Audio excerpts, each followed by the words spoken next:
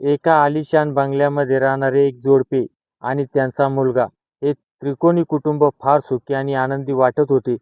पण म्हणतात ना, जसे दिसतं तसं नसतं, म्हणूनच जग फसतं. ह्या म्हणीप्रमाणे ते दोघे नवरा बायको एकाच छताखाली राहत असतात. पण दोघांचे पण तोंडे वेगवेगळ्या दिशेने होते. कारण बायकोला नवऱ्याने कमावलेले करोडो रुपये आणि त्याची सर्व मालमत्ता पाहिजे होती, पण नवरा नको होता. फक्त पाहिजे होता तो म्हणजे तिचा प्रियकर. याच लालसेपोटी घडले एक असे भयंकर असे हत्याकांड. ते ऐकून तुम्ही पण हादरून जाल. कुठे घडले, काय आहे हे सत्य प्रकरण, सर्व काही सांगतो. फक्त व्हिडिओ हा शेवटपर्यंत पहा, म्हणजे तुम्हाला कळेल. आणि हो, आपलं कलियुगाचा वारा हे चॅनल सबस्क्राईब करायला विसरू नका. यासाठी जायचं आपल्याला बंगलोर शहरात. बंगलोर शहरात अभिनंदन वय वर्ष 36 आणि त्यांची धर्मपत्नी हरिणी वय वर्ष 32. आणि ह्या हरिणी आणि अभिनंदन यांचा विवाह अंदाजे 6 वर्षापूर्वी झाला. आता ही अभिनंदन कशी होती, आझाद खायलची होती, म्हणजे आझाद म्हणजे मोकळ्या मनाची, की त्यांना असं ठरवलं की आपल्याला पत्नी पाहिजे ना एकदम आपल्या लेवलची नको, आपल्यापेक्षा कमी श्रीमंताची करायची. कारण की ते आपल्यासोबत चांगली वागल आणि चांगला संसार करेल. म्हणून त्यांनी काय केलं, एक सर्वसाधारण कुटुंबातली एक मुलगी बघितली आणि तिच्यासोबत लग्न केलं. लग्न केलं. आता 9चे 9 दिवस असतात तसे निघून गेले त्यांचे. त्याच्यानंतर त्यांच्या 3 वर्ष संसार झाल्यानंतर त्यांना एक मुलगा झाला आणि त्यांनी त्या मुलाचं नाव वेदूवीर असं लाडाने ठेवलं, चांगलं नाव ठेवलं. आणि त्याच्यानंतर त्यांच्यातून काय होऊ लागलं, काही कारणास्तव, काही किरकोळ कारणातून त्यांच्यात वाद व्हायचे आणि वाद झाले की दोघं पण नवरा बायको हे वेगवेगळ्या दिशेला तोंड करून झोपायचे. आता त्याच्यातून काय व्हायचं, यांच्यात काही एकाच छताखाली राहायचे. एक राहायचे या खोलीत, एक राहायचे त्या खोलीत. आता घर कसं होतं, बंगला, मोठा आलिशान बंगला. तुम्ही जर बाहेरून जर बघितलं, इंस्टाग्राम घ्या, त्याच्यानंतर त्याचे व्हॉट्सअप प्रोफाईल घ्या किंवा त्याचे स्टेटस घ्या, असे एकदम फोटो चांगले. असं कोणाला पण त्यांचे फोटो बघितल्यानंतर कोणाला पण त्यांचा हेवा वाटावा अशी त्यांची सुखी दाखवायची. पण तसं काही सुखी नव्हतं. कारण आतून अग्नी धगधगायचा. कारण की दोघा नवरा बायकोत अजिबात काही केल्या पटत नव्हतं आणि दोघांचे पण वेगवेगळ्या दिशेला तोंड होते. आता हिच्या पण हातात काय होतं, आता ही पण करोडपतीची बायको म्हणल्यानंतर हिच्याजवळ पण खापक्या टपक्या मोबाईल आलाच.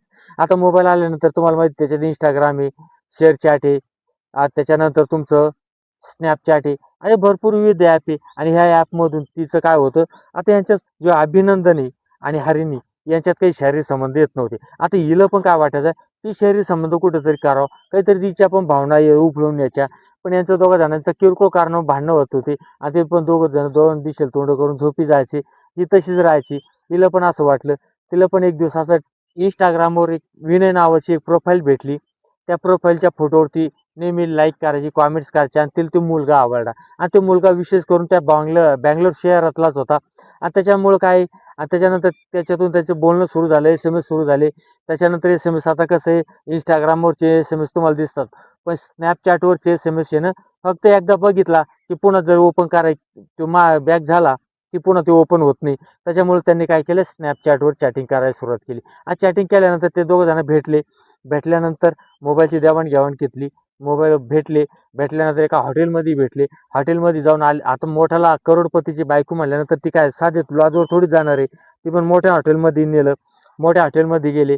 हॉटेलच्या बेडवर झोपले. ते झाले बेडवर कपडे काढाकाढी झाली. त्यांचं चोरगाल झाली. घोळाघोळी झाली. चांगली ती पण सुखावली. आनंद होऊन गेली. बाईला असं वाटायला लागलं, आपल्या नवऱ्यापर्यंत आजपर्यंत आपला सेक्स असा कधीच झाला नाही. असा आपल्या विनय आपल्या प्रियकरासोबत झाला आणि ती पूर्णतः त्या प्रियकरात गुंतून गेली. आता तिचं कसं होतं, 2 वर्षापासून ती डिप्रेशनमध्ये जायला होती.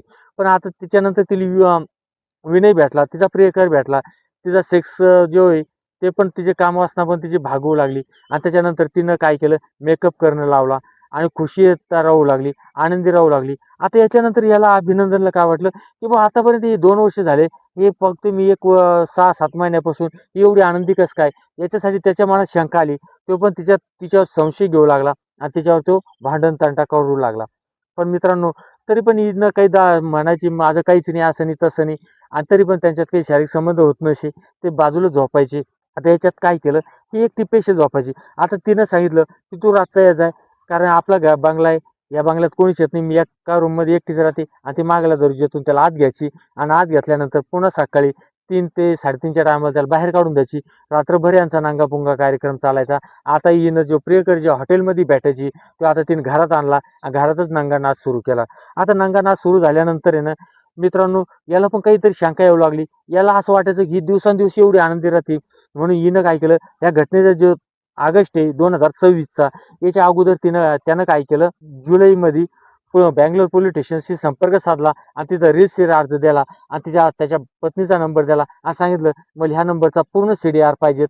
आता यानं कंप्लीट केली. पण मित्रांनो, याला माहीत नव्हतं की आपल्या माघारी काय सुरू आहे. कारण हिला पण ठरवलं की आपल्या नवऱ्यापेक्षा याची करोडोची इस्टेट आहे, स्थावर मालमत्ता भरपूर आहे आणि ही जर आपल्याला भेटली आणि हा आपल्यापेक्षा विनय आहे, हा म्हणजे 26 वर्षाचा आहे, आपल्यापेक्षा 8 वर्षांना लहान आहे आणि हा चांगला म्हणजे नागर पण याचा चांगला आहे आणि रगडून पण चांगला काढतोय, सर्व काही गोष्टी चांगल्या आहे. हा जर आपला जर कायमचा भेटला तर किती चांगलं होईल. त्याला तिनं बोलून दाखवलं. तो पण तयार झाला. कारण मित्रांनो, या जे अभिनंदनची हा करोडो रुपये आणि त्याच्यातल्या त्याच्यात पुन्हा स्थावर मालमत्ता पण खूप मोठी, म्हणजे करोडपती आलिशान, म्हणजे आयुष्यभर काम करायचं काम नाही, फक्त उठायचं, जेवायचं आणि बस तेवढंच काम करायचं.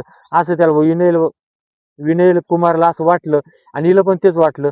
त्यांनी तो प्लॅन केला आणि प्लॅन येणं 16 ऑगस्ट 2026चा काल रात्र उगवते.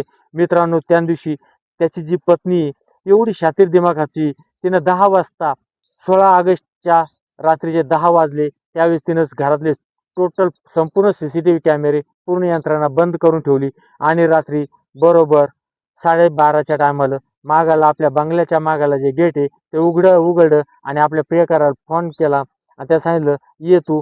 तो आला. त्याच्यानंतर आल्यानंतर त्यांच्यातला काय जो वासनेचा खेळ व्हायचा तो खेळ खेळला. त्याच्यानंतर हळूच हे काय केलं, जिथं जे अभिनंदन आहे वय वर्ष 36 हे ज्या बेडरूममध्ये झोपेल होते त्या बेडरूममध्ये गेले. तिथं काय होतं, अभिनंदन आणि त्यांचा 4 वर्षाचा जो यदुवीर मुलगा आहे हे शांत झोपले होते. यांना काहीच माहीत नव्हतं. यांच्या हत्येचं एवढं मोठं काल रात्रीचं भयंकर रचले जाणार आहे, आपल्या अंगावर एक काल रात्र धावून येत आहे असं त्यांना वाटलं नव्हतं. ते झोपेल होते, गाढ झोपेत होते. त्यावेळेस याची जी अभिनंदनची धर्मपत्नी अर्धांगिनी मानल्या जात तिला, ती हरिणी वय वर्ष 32, हिनं तिच्या नवऱ्याचे आपल्या पतीचे 7 जन्माच्या पतीचे पायावर पक्के दाबून धरले आणि तिचा जो प्रियकर आहे, जो ठोक्या आहे, जो वासनेसाठी आणि पैशाच्या लालचीसाठी असा तो विनय कुमार त्याच्यावर तुटून पडला. त्यानं गळा आवळायला सुरुवात केली. त्याच्या झटापटीत जो बेडचा जो कोपरा असतो त्या कोपऱ्यावर त्यांचं डोकं आदळलं आणि अभिनंदनच्या याच्यातून रक्ताच्या चिळकांड्या उडाल्या. मित्रांनो, त्यावेळेस त्यांचा प्राणज्योत मालवली, ते थंड पडले. पण त्या दांगडूनं आणि त्याच्या आवाजानं त्याचा जो 4 वर्षाचा विधुवीर आहे हा मुलगा जागा झाला. मित्रांनो, हा जागा झाला. यानं बघितलं आई आपल्या पप्पाच्या पायावर बसली आणि एक अंकल आपला पप्पाचा गळा आवळून राहिलाय. हे दृश्य बघितल्यानंतर या बाईनं, जिनं ज्या 9 महिने 9 दिवस ज्या पोटात वागवलेला मुलगा होता आणि तो विटनेस होता, पुरावा होता, याचा विचार तिनं कसलाही नाही केला. आपला मुलगा आहे, याला आपण लहानाचं मोठं केलंय, 4 वर्षापर्यंत सांभाळलंय, याचा विचार नाही केला. फक्त एक 5 मिनिटाच्या खेळासाठी मित्रांनो तिनं पण तिचा जो पोटचा मुलगा आहे याच्या तोंडावर उशी दाबली आणि उशी दाबून त्याचा गुदमरून मारून टाकलं. मारून टाकल्यानंतर तिनं तिच्या प्रियकराला पाठवून दिलं आणि सकाळची वाट बघत बसली.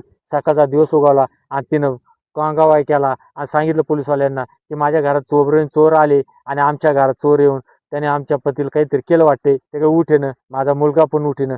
ज्यावेळेस बँगलोर पोलीस आले त्यांनी पण घराचा पंचनामा केला, त्या बॉडीचा पंचनामा केला, बॉड्या PM ला पाठवल्या आणि त्याच्यानंतर घरातलं ज्यावेळेस सर्व चौकशी केली, सगळं बघितलं, घर सर्चिंग केलं, कुठं बळजबरी असं कोणी घरात आले असं काही दिसलं नाही.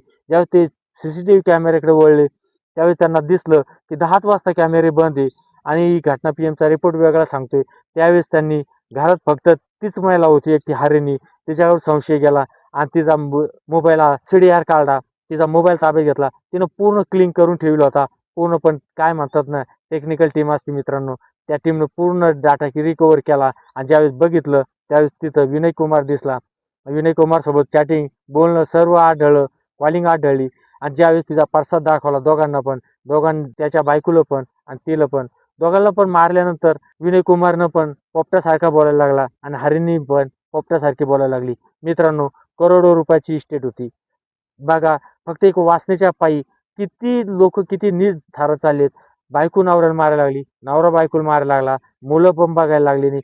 फक्त एक वाचण्याच्या खेळासाठी. आपल्याला याच्यातून आपलं बदनाम कोणाला करायचं नाही. फक्त एवढं सांगायचं आहे, वासना एवढी खतरनाक आहे मित्रांनो. या वासनेला लवकरात लवकर आळा घाला आणि जो कोपऱ्यात व्हिडिओ येतोय तो बघून घ्या. आणि अशाच नवीन क्राईम स्टोरीसाठी आपला कलियुगाचा वारा हे crime story YouTube channel subscribe करायला विसरू नका. जय हिंद, जय महाराष्ट्र.